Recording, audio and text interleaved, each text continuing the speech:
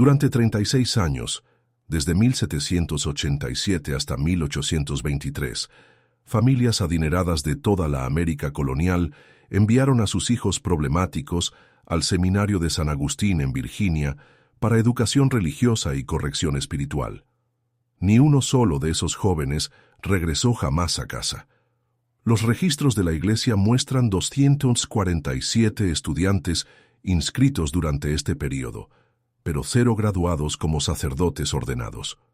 Lo que les pasó siguió siendo un misterio hasta 1998, cuando trabajadores de renovación descubrieron documentos que revelaron que el seminario era en realidad una elaborada prisión y operación de extorsión disfrazada como educación religiosa.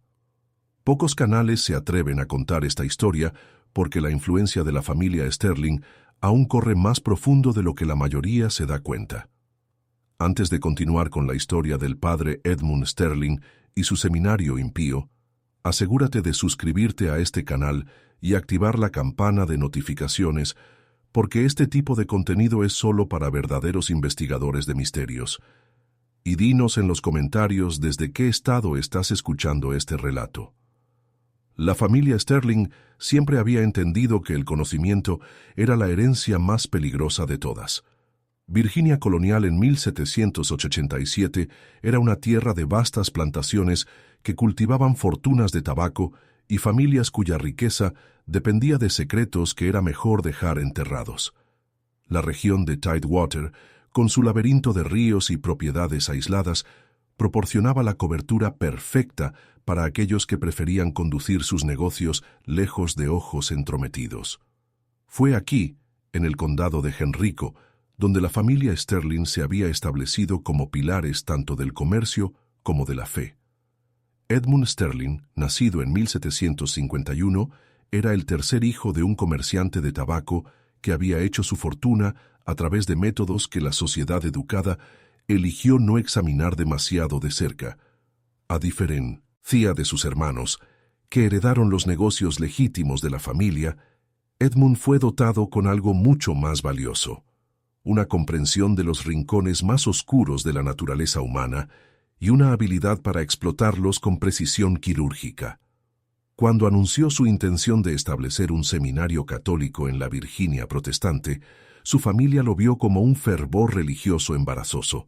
No tenían idea de que se convertiría en la fundación de la empresa criminal más rentable en la América colonial. El Seminario de San Agustín fue construido en 1786 en 340 acres de bosque denso, lo suficientemente lejos de Richmond para asegurar privacidad, lo suficientemente cerca para que las familias adineradas visitaran a sus hijos. Los edificios de piedra gótica, artesanos importados y biblioteca genuinamente impresionante le dieron la apariencia de legitimidad académica.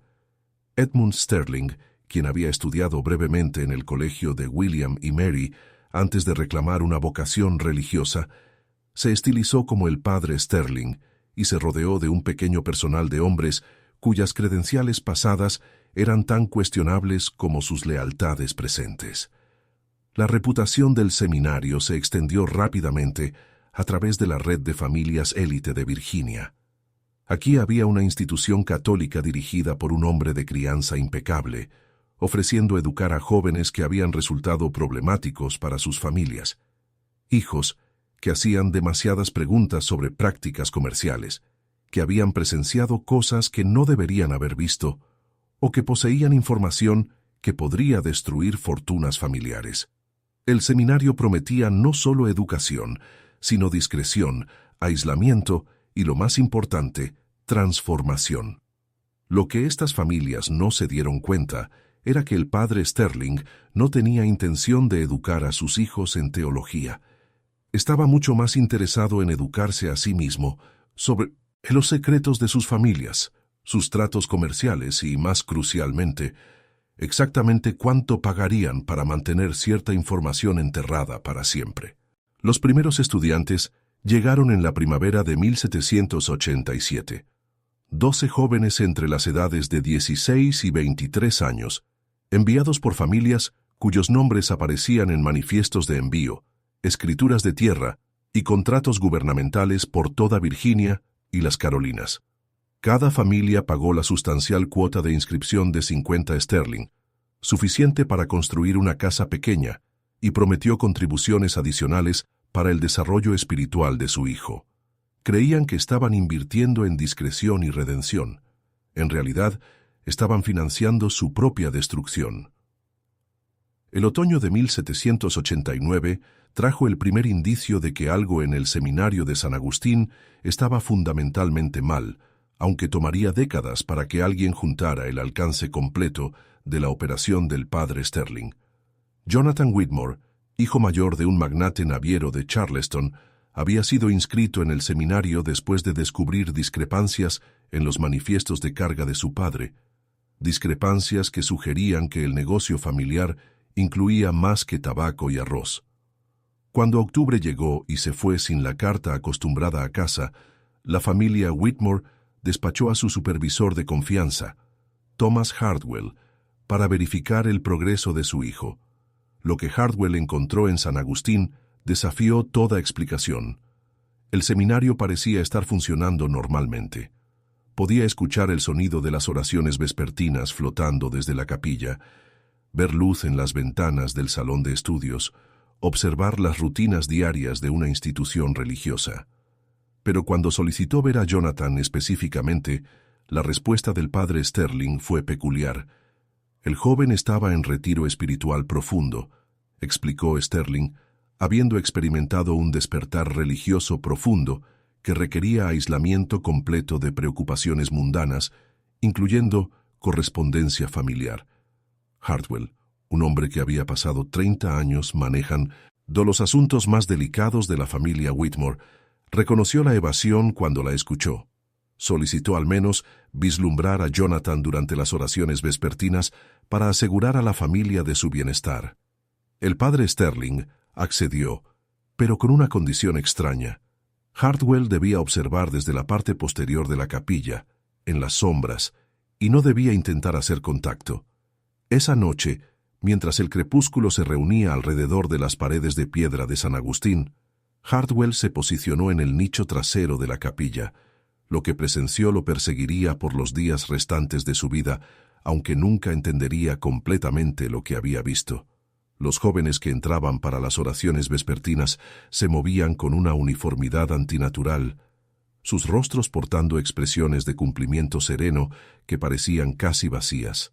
Respondían a la liturgia en perfecta unísono, nunca mirando hacia la sección de visitantes, nunca mostrando la inquietud o peculiaridades individuales que uno esperaría de jóvenes confinados juntos. Lo más perturbador de todo, cuando Hardwell contó a los participantes, encontró solo 19 figuras en los bancos, aunque el padre Sterling había afirmado tener 37 estudiantes inscritos. Entre esos 19 rostros en la tenue luz de las velas, Hardwell pensó que reconoció a Jonathan Whitmore, pero el joven que había dejado Charleston como un heredero aparente, enérgico y rebelde, ahora se sentaba con la devoción vidriosa de un hombre que había olvidado su propio nombre. Cuando Hardwell regresó a Charleston e informó sus observaciones a la familia Whitmore, enfrentaron una elección imposible. Su hijo parecía estar vivo y bien, recibiendo la guía espiritual que habían solicitado, pero algo fundamental había cambiado en él, y exigir su regreso inmediato podría provocar preguntas sobre por qué había sido enviado en primer lugar. Los Whitmore eligieron el silencio, como el padre Sterling había calculado que lo harían. Continuaron sus pagos al seminario de San Agustín, diciéndose a sí mismos y a su círculo social que Jonathan había encontrado su vocación en la vida religiosa. Era más fácil que confrontar la alternativa, que habían entregado a su hijo primogénito en las manos de algo mucho peor que el escándalo que habían buscado evitar. Durante los siguientes meses, escenas similares se desarrollaron a través de la red de familias poderosas de Virginia. Hijos que habían sido enviados a San Agustín para corrección espiritual estaban escribiendo cartas a casa, pero las cartas eran extrañamente uniformes en sus expresiones de devoción y contentamiento. Padres que visitaban encontraban a sus hijos cambiados de maneras que no podían articularse del todo, más complacientes, menos curiosos, inquietantemente en paz con sus circunstancias. Ninguna de estas familias habló entre sí sobre sus preocupaciones. La naturaleza misma de por qué sus hijos habían sido enviados a San Agustín aseguró que el silencio fuera preferible a la investigación, y el padre Sterling contó con ese silencio tan cuidadosamente como contó las crecientes cuotas que cobraba por el desarrollo espiritual continuado de sus hijos. Mientras los 1790s progresaron, la reputación del seminario de San Agustín creció entre los círculos élite de Virginia, pero siempre en conversaciones susurradas y recomendaciones codificadas. La institución se había convertido en algo único en la sociedad colonial, un lugar donde hijos inconvenientes podían ser enviados sin el estigma social del escándalo público o la separación permanente de la desheredación. Las familias que utilizaron los servicios del padre Sterling se encontraron atrapadas en una red de complicidad mutua. Cada una había enviado un hijo a San Agustín por razones que no podían reconocer públicamente, creando una red de secretos compartidos que los unió al silencio. La familia Randolph había inscrito a su más joven después de que descubriera las raíces de comercio de esclavos de su tío, violaban tanto la ley de Virginia como la reputación familiar. Los Carter enviaron a su heredero aparente cuando comenzó a hacer preguntas sobre granjeros arrendatarios desaparecidos en sus plantaciones de Rappahannock. Los Byrd entregaron a su hijo después de que presenció una reunión de medianoche que conectó a su padre con una serie de muertes accidentales entre rivales comerciales. Lo que ninguna de estas familias se dio cuenta era que el padre Sterling estaba documentando metódicamente cada secreto, cada escándalo, cada pieza de información comprometedora que había llevado a la inscripción de su hijo. Su estudio privado, ubicado en el cuarto de la torre del seminario, contenía archivos detallados sobre las vulnerabilidades de cada familia, completos con nombres, fechas, ubicaciones y testimonios de testigos proporcionados por sus propios hijos durante sesiones de consejería espiritual. El proceso de transformación gradual que los estudiantes sufrían en San Agustín era gradual y cuidadosamente orquestado. Los recién llegados inicialmente se alojaban en cuartos cómodos y se les trataba con respeto aparente. Asistían a clases teológicas genuinas enseñadas por el padre Sterling, quien era sorprendentemente conocedor a pesar de sus credenciales cuestionables. La comida era excelente, la biblioteca bien surtida, y la rutina diaria estructurada, pero no opresiva. Pero dentro de semanas de llegada, cambios sutiles comenzaron. Los estudiantes mencionarían sentirse inusualmente cansados durante sus cartas a casa, atribuyéndolo al riguroso horario espiritual. Su escritura comenzó a cambiar, volviéndose más uniforme y controlada. Sus cartas se volvieron más cortas y más formulaicas, expresando gratitud por la sabiduría de su familia. Al enviarlos a una institución tan beneficiosa, lo que los estudiantes no sabían era que su vino vespertino estaba siendo suplementado con dosis cuidadosamente medidas de láudano y otros opiáceos disponibles para aquellos con conexiones médicas. Las dosis eran lo suficientemente precisas para crear dependencia y docilidad sin signos obvios de uso de drogas. Combinado con aislamiento del contacto exterior y refuerzo constante de la decepción de su familia en su comportamiento pasado, la influencia química creó jóvenes que eran cada vez más complacientes y decrecientemente capaces de pensamiento independiente. Para 1793, el padre Sterling había refinado su sistema al punto donde podía predecir casi exactamente cuánto tiempo tomaría quebrar la resistencia de un recién llegado y reconstruirlos en la figura complaciente que su familia esperaría ver durante visitas raras. El proceso típicamente tomaba entre 4 y 8 meses, dependiendo de la personalidad inicial del estudiante y la severidad de los secretos que cargaban. Pero el verdadero genio de Sterling no estaba en controlar a los estudiantes, sino en controlar a sus familias. Mientras los meses se convertían en años, las cuotas por inscripción continuada comenzaron a aumentar. Lo que había comenzado como una matrícula anual de 50 sterling, gradualmente escaló a cientos, luego miles de libras, justificado por programas espirituales expandidos y estudios teológicos avanzados. Las familias se encontraron pagando no solo por la educación de su hijo, sino por su silencio continuado sobre secretos familiares que habían sido extraídos durante esas sesiones tempranas de consejería. Cuando los padres protestaron los costos crecientes o exigieron el regreso de su hijo, el padre Sterling gentilmente les recordaría de conversaciones que sus hijos habían compartido durante dirección espiritual, conversaciones sobre prácticas comerciales, historias familiares o eventos presenciados podrían destruir reputaciones y fortunas si se volvían conocimiento público. La elección siempre se presentaba delicadamente pero claramente: continuar apoyando el viaje espiritual de su hijo o arriesgarse a tener los secretos más oscuros de su familia expuestos a la sociedad de Virginia. La mayoría de las familias pagaron. Para el invierno de 1798, 11 años después de la fundación del Seminario de San Agustín, la operación del padre Sterling había evolucionado en algo mucho más sofisticado que simple extorsión. Había creado lo que privadamente llamó el Arreglo de Virginia, una red de esquemas de chantaje interconectados que controlaba casi 2 docenas de las familias más poderosas de la colonia. El sistema funcionaba con precisión de relojería. Los estudiantes que habían estado en el seminario por varios años gradualmente se mudaban de los dormitorios principales a cuartos privados en los niveles del sótano, ostensiblemente para estudios contemplativos avanzados.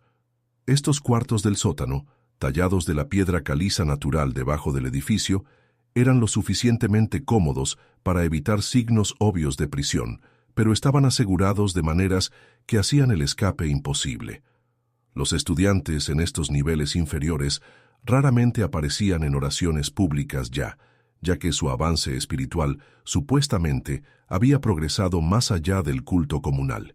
Mientras tanto, nuevos estudiantes continuaron llegando regularmente, manteniendo la fachada del seminario de operación continua, mientras proporcionaban fuentes frescas de inteligencia familiar y flujos de ingresos adicionales. El padre Sterling se había vuelto experto en identificar qué jóvenes poseían el conocimiento más peligroso sobre los asuntos de su familia, y estos individuos encontraron que sus retiros espirituales se volvían cada vez más permanentes. La transformación de Charles Randolph, inscrito en 1796, ilustró los métodos evolutivos de Sterling con claridad escalofriante. Charles había sido enviado a San Agustín después de descubrir que las exportaciones de tabaco de su padre estaban siendo usadas para lavar ganancias de operaciones ilegales de comercio de esclavos que violaban tanto los estatutos de Virginia como la ley marítima federal. Inicialmente, las cartas de Charles a casa expresaron las quejas usuales sobre disciplina religiosa estricta y nostalgia. Pero mientras los meses pasaron, su correspondencia se volvió cada vez más solidaria con las prácticas comerciales de su familia, incluyendo aprobación explícita de arreglos comerciales que previamente había condenado. Cuando Thomas Jefferson Randolph, el hermano menor de Charles, visitó el seminario a principios de 1799, encontró a Charles transformado en un defensor articulado de los intereses comerciales de la familia. Charles habló conocedoramente sobre rotaciones de cultivos, horarios de envío y prácticas de gestión laboral que maximizarían la rentabilidad mientras minimizaban la exposición legal. Sus objeciones morales previas a las conexiones de comercio de esclavos de la familia aparentemente habían sido resueltas a través de estudio teológico intensivo de pasajes bíblicos sobre esclavitud. Pero Thomas Jefferson Randolph era más observador que la mayoría de los visitantes a San Agustín. Notó que las pupilas de su hermano estaban consistentemente dilatadas a pesar de la luz brillante del día en el cuarto de visitas. Observó que las manos de Charles temblaban ligeramente cuando no estaba activamente involucrado en conversación. Lo más revelador, cuando Thomas mencionó el nombre de su perro de la infancia, Charles no mostró reconocimiento de una mascota que ambos habían adorado por 7 años. Estas observaciones podrían haber permanecido como preocupaciones familiares privadas, pero Thomas Jefferson Randolph tomó una decisión que finalmente desenredaría toda la operación del padre Sterling. En lugar de confrontar a su familia directamente sobre la condición de su hermano, comenzó su propia investigación sobre las prácticas e historia del Seminario de San Agustín. Thomas estaba únicamente posicionado para tal investigación. Como socio junior en el negocio naviero de su familia, tenía acceso a registros comerciales, redes de correspondencia y conexiones comerciales por toda Virginia y las Carolinas. Más importante, había heredado los hábitos meticulosos de mantenimiento de registros de su abuelo y la naturaleza sospechosa de su padre respecto a arreglos financieros que parecían demasiado convenientes para ser legítimos. Durante los siguientes meses, Thomas rastreó las relaciones financieras entre el Seminario de San Agustín y casi 2 docenas de familias prominentes. Descubrió que los pagos de matrícula habían escalado mucho más allá de cualquier costos educativos razonables y que muchas familias estaban haciendo donaciones adicionales por servicios especializados que nunca fueron claramente definidos. Encontró registros de envío indicando que los suministros entregados al seminario incluían cantidades inusuales de equipo médico, materiales farmacéuticos y materiales de construcción más apropiados para construcción de prisiones que para instalaciones educativas. Lo más significativo, Thomas comenzó a rastrear a los estudiantes que supuestamente se habían graduado o dejado San Agustín durante su historia de 11 años. Lo que descubrió fue profundamente perturbador. Mientras 247 jóvenes habían sido inscritos en el seminario, menos de 2 docenas habían sido documentados alguna vez como regresando a sus familias o siguiendo carreras en otro lugar. La gran mayoría parecía haber simplemente desaparecido de todos los registros públicos después de su inscripción. Fue entonces cuando Thomas Jefferson Randolph se dio cuenta de que su hermano Charles podría no ser la víctima de adoctrinamiento religioso inusual, sino de algo mucho más siniestro. La investigación de Thomas Jefferson Randolph tomó un giro peligroso en la primavera de 1799, cuando descubrió que no era la única persona haciendo preguntas sobre el seminario de San Agustín. A través de sus conexiones comerciales navieras, se enteró de que varias otras familias habían encargado privadamente investigaciones discretas sobre la institución, todas reportando preocupaciones similares sobre las transformaciones de sus hijos y las demandas financieras siempre crecientes del seminario. Pero estas familias estaban descubriendo lo que Thomas ya había sospechado, que investigar al padre Sterling significaba arriesgarse a la exposición de los mismos secretos que los habían llevado a enviar a sus hijos en primer lugar. Cada investigación sobre las prácticas del seminario abría puertas que la mayoría de las familias preferían mantener cerradas para siempre. El avance llegó cuando Thomas se conectó con Martha Henley, la viuda de un médico de Williamsburg que había muerto bajo circunstancias sospechosas en 1797. El doctor Henley había sido uno de los pocos profesionales médicos dispuestos a tratar pacientes discretamente, sin hacer preguntas sobre lesiones inusuales o condiciones que las familias adineradas preferían no explicar. Sus registros de pacientes, que Martha había heredado junto con deudas sustanciales, incluían varias entradas para consultas en el seminario de San Agustín. Según las notas del doctor Henley, el padre Sterling había solicitado consejo médico respecto a los efectos a largo plazo de la administración de opiáceos en hombres jóvenes, específicamente buscando información sobre dosis que crearían dependencia sin causar deterioro físico obvio. Los registros del doctor Moster harán múltiples visitas al seminario entre 1794 y 1796, durante las cuales había examinado estudiantes que mostraban signos de administración crónica de drogas, pero aparentemente estaban siendo presentados como sufriendo de melancolía espiritual o éxtasis religioso. Más perturbadoras eran las entradas finales del doctor Henley respecto a San Agustín, fechadas apenas semanas antes de su muerte súbita, por lo que oficialmente fue dictaminado como un ataque cardíaco. El médico había comenzado a expresar preocupaciones sobre las implicaciones éticas de sus consultas con el padre Sterling, notando que varios estudiantes que había examinado parecían estar sufriendo más que angustia espiritual. Su última entrada respecto al seminario fue una sola línea.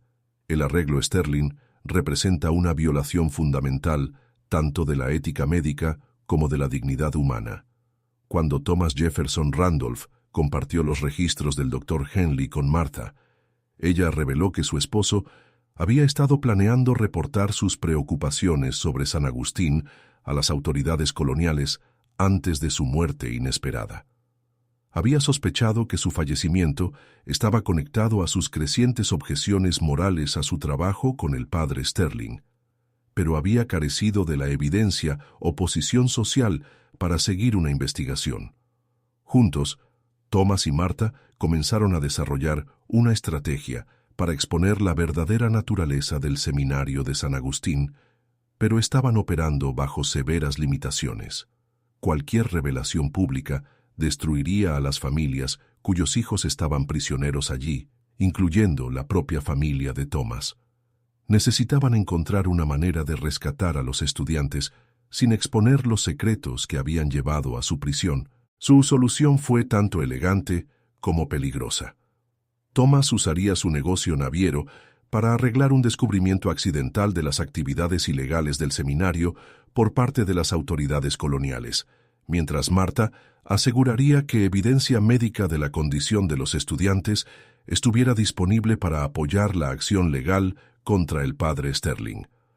Pero mientras finalizaban sus planes, hicieron un descubrimiento escalofriante que cambió todo lo que pensaban que sabían sobre el seminario de San Agustín. Mientras revisaba los archivos de pacientes del Dr. Henley una vez más, Martha encontró un compartimento oculto en la bolsa médica de su esposo conteniendo documentos que revelaban el verdadero alcance de la operación del padre Sterling. El seminario no solo estaba encarcelando hijos inconvenientes y extorsionando a sus familias, estaba sistemáticamente eliminando estudiantes que resultaban demasiado resistentes al control químico o que retenían demasiado conocimiento peligroso sobre los secretos de su familia.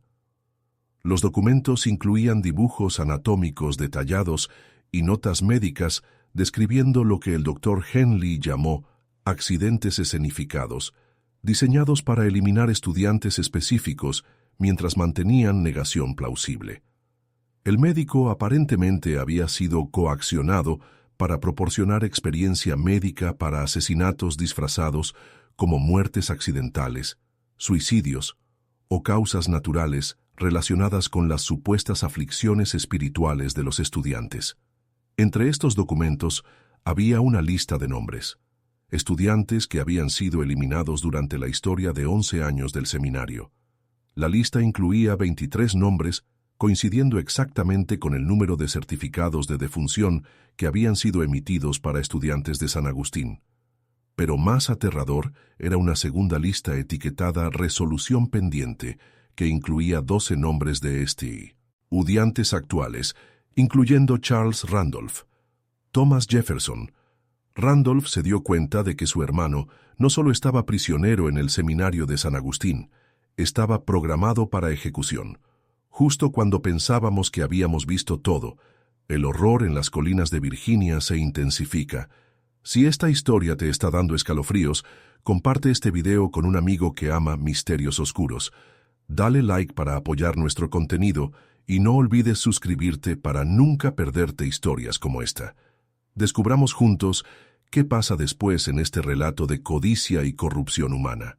La carrera para salvar a Charles Randolph y los otros estudiantes condenados había comenzado, pero Thomas y Martha estaban a punto de descubrir que el padre Sterling había estado anticipando su investigación todo el tiempo.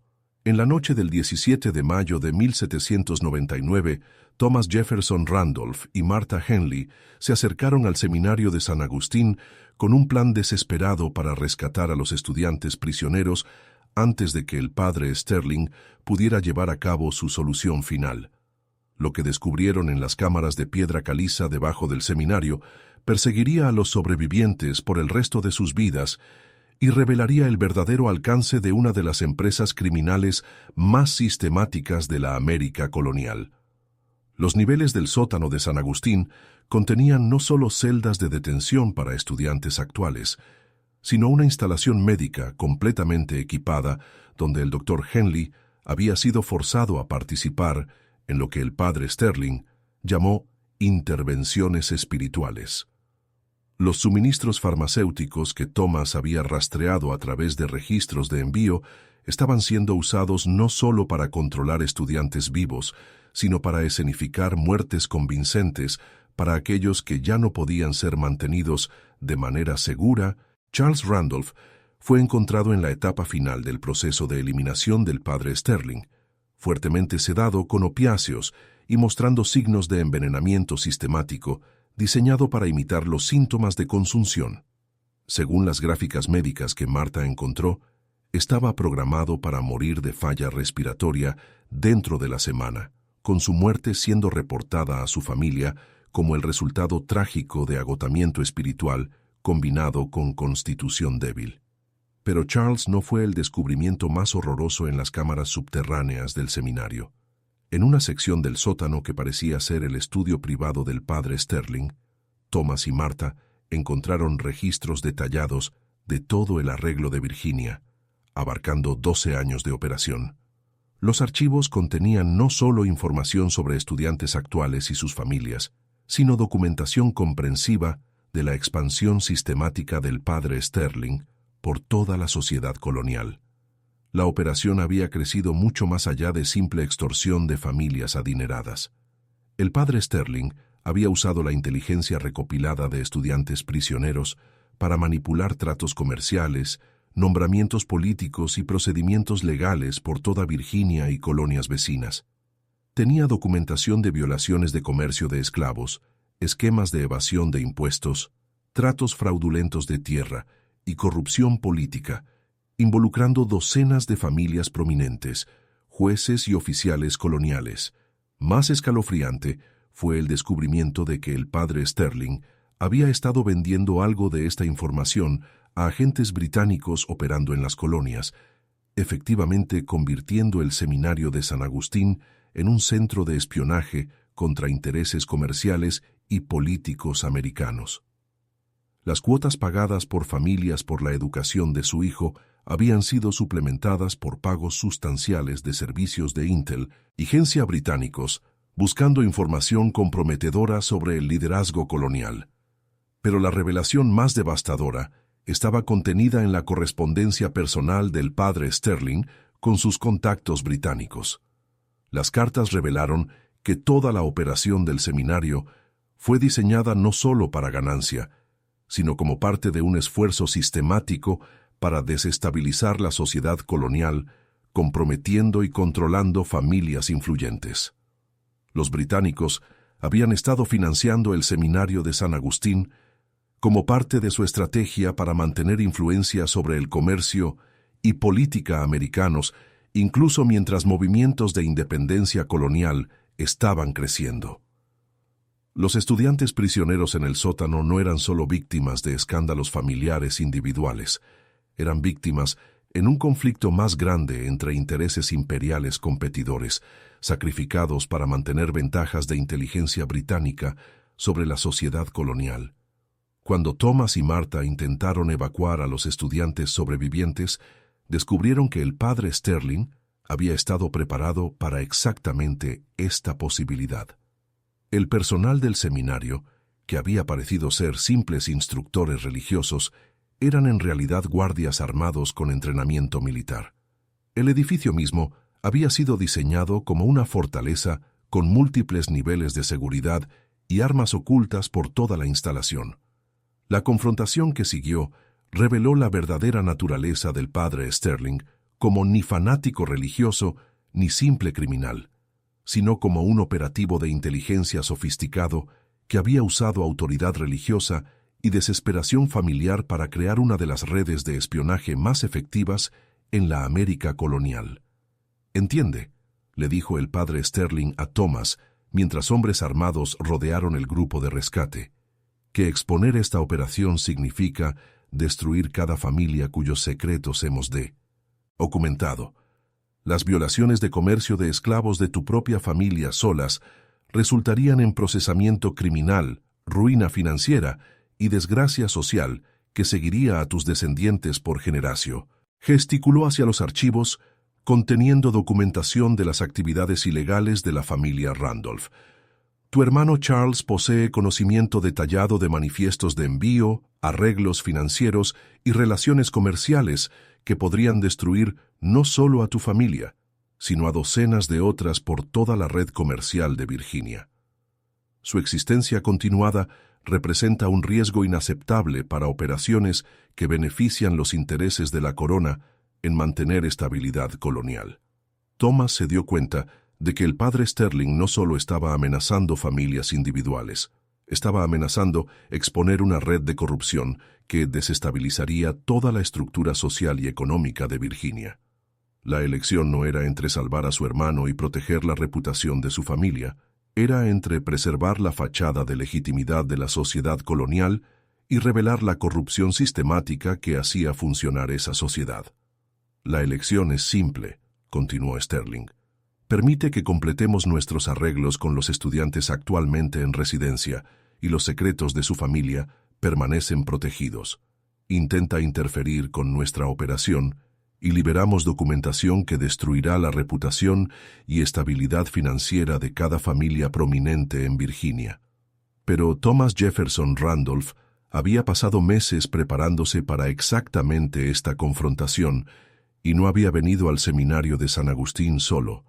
La resolución de la crisis del seminario de San Agustín requirió sacrificios que remodelarían el paisaje político y social de Virginia por décadas venideras.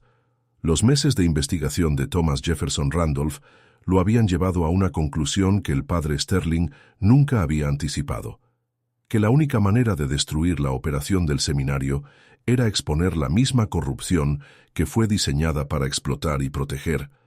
Trabajando con Martha Henley y un pequeño grupo de oficiales coloniales que habían descubierto que sus propias familias estaban siendo comprometidas por la red de inteligencia de Sterling, Thomas había desarrollado una estrategia que sacrificaría su posición social para salvar a sus hijos y destruir las operaciones de inteligencia británica en Virginia. En la mañana del 18 de mayo de 1799, redadas coordinadas por milicia colonial tomaron el seminario de San Agustín y arrestaron al padre Sterling junto con su personal de agentes británicos. Simultáneamente, Thomas Jefferson Randolph y 17 otras familias prominentes de Virginia confesaron públicamente las prácticas comerciales ilegales, corrupción política y violaciones sociales que las habían hecho vulnerables a la operación de Sterling. Las revelaciones públicas fueron devastadoras para el orden social de Virginia. Familias que habían dominado el comercio y política colonial por generaciones se encontraron enfrentando procesamiento criminal, ruina financiera y ostracismo social. La confesión de la familia Randolph respecto a sus violaciones de comercio de esclavos llevó a la investigación criminal más grande en la historia colonial de Virginia, finalmente exponiendo violaciones sistemáticas tanto de la ley colonial como de regulaciones marítimas federales por docenas de familias prominentes. Pero la estrategia funcionó. Al exponer voluntariamente sus propios secretos, las familias involucradas removieron la influencia principal del padre Sterling sobre ellas y eliminaron la ventaja de inteligencia británica que el seminario había sido diseñado para proporcionar. Las confesiones fueron cuidadosamente coordinadas para revelar actividades criminales mientras protegían información que podría comprometer intereses militares o políticos coloniales en las crecientes tensiones con Gran Bretaña. Charles Randolph y 18 otros estudiantes fueron rescatados de las cámaras del sótano del seminario, aunque su recuperación física y psicológica tomaría años. Los tratamientos médicos que habían recibido dejaron a varios con daño neurológico permanente, y todos lucharon con dependencia de opiáceos, que requirió supervisión médica continua. Charles nunca recuperó completamente sus memorias de los años antes de su inscripción en San Agustín, y retuvo los cambios de personalidad que lo habían hecho complaciente con los intereses comerciales de su familia, en lugar de crítico de sus implicaciones éticas. 3. Cuerpos fueron descubiertos en tumbas sin marcar en la propiedad del seminario, confirmando que la operación del padre Sterling había estado sistemáticamente asesinando estudiantes que resultaron demasiado difíciles de controlar o que retuvieron demasiado conocimiento peligroso. Las víctimas incluían hijos de algunas de las familias más prominentes de Virginia, jóvenes cuyas muertes habían sido explicadas a sus padres como el resultado de agotamiento espiritual, consunción u otras causas naturales relacionadas con las supuestas aflicciones espirituales de los estudiantes. El padre Sterling mismo desapareció durante la redada en el seminario de San Agustín. A pesar de búsquedas extensas, ni él ni varios de sus asociados clave fueron encontrados jamás, llevando a especulación de que habían escapado a territorio británico o fueron evacuados por sus manejadores de inteligencia. El misterio de su destino persistiría por décadas, contribuyendo a temores continuos de que operaciones similares podrían estar continuando en otro lugar en las colonias. La exposición del arreglo de Virginia tuvo consecuencias que se extendieron mucho más allá de las familias inmediatamente involucradas. Las revelaciones sobre operaciones de inteligencia británica en la sociedad colonial contribuyeron a tensiones crecientes entre colonos americanos y autoridades británicas, acelerando los movimientos políticos que llevarían a la Guerra de 1812. Varias de las familias comprometidas por la operación de Sterling se volvieron fuertes partidarias de movimientos de independencia americana, buscando prevenir futura manipulación extranjera de la sociedad colonial. Más inmediatamente, el escándalo llevó a reformas sistemáticas en los sistemas comerciales y legales de Virginia. Nuevas regulaciones fueron implementadas para prevenir el tipo de corrupción sistemática que había hecho posible la operación de Sterling, y sistemas de supervisión fueron establecidos para monitorear instituciones religiosas y educativas recibiendo estudiantes de múltiples familias. Pero quizás el impacto más duradero del escándalo del seminario de San Agustín fue su efecto en cómo las familias élite de Virginia criaron a sus hijos. La tragedia demostró que los secretos familiares podrían ser convertidos en armas contra aquellos que los guardaron y que proteger a los niños a veces requería exponer los mismos escándalos que los padres buscaban ocultar.